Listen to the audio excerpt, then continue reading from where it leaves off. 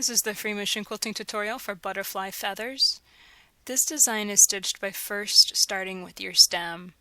And everyone really creates feathers in a different way. So if you want to start with just a single line for your stem, that's just fine.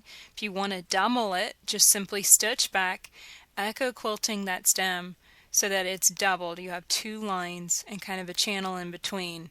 And that's going to draw a little bit more attention to your feather and kind of give you a different look.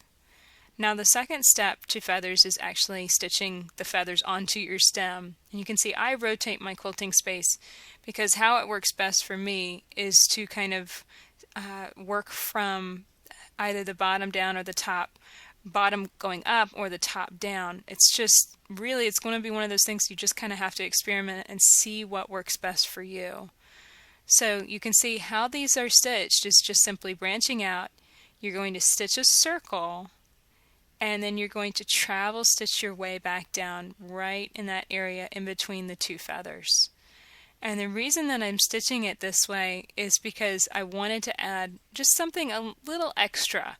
And I really like the idea of adding a circle to my feathers because it kind of looks like a butterfly wing, you know, the circles on the tips of a butterfly wing. And it adds a little extra texture, it adds a little extra interest, and it's one of those things that just kind of pops out at you. So you can see how this is formed, and this is kind of in a unique way to form feathers as far as kind of stitching out and estimating your space, focusing on that circular shape. And that might actually help you if you're struggling to form the nice soft feather shape. If your feathers are not angling in the right way, this might help you to be able to visualize it. It's not very difficult. Don't feel intimidated by this. It is a lot of travel stitching, but if you take your time and you go slow, it really is something that anyone can stitch. So here you can see I'm stitching that feather into the corner and I'm kind of expanding it and filling it so that way it filled that corner almost perfectly. And you can see that I filled the entire rest of that first side and now I'm filling the second side. And for this particular feather, I did not keep them going the same direction. I've got one side kind of swirling in one direction and I've got this other set swirling in an opposite direction. And it's one of those things that's just kind of fun to play with the texture of feathers and see what you get. They don't always have to be perfect and matchy-matchy, and they don't always have to be the same size and the same shape, and they don't even have to all be flowing in the same direction. This really is like your signature, like the way you sign your name.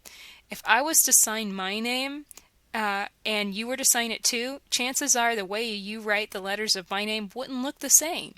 And that's the same thing with feathers. It's kind of one of those things that's unique to the quilter that quilts them.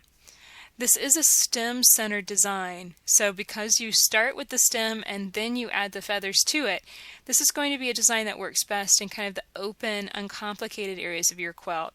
You really want the feathers to be able to expand and show off. They are going to be something that looks very dominant on the surface of your quilt.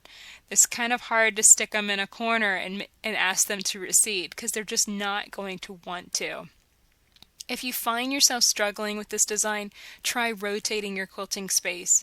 Try stitching from the top down or from left to right. Try stitching from another angle until you feel more comfortable making the design and creating those shapes in a flowing way. And here's what it looks like whenever you finish butterfly feathers. For over 250 videos on free motion quilting, plus many more feathering designs, check out daystyledesigns.com.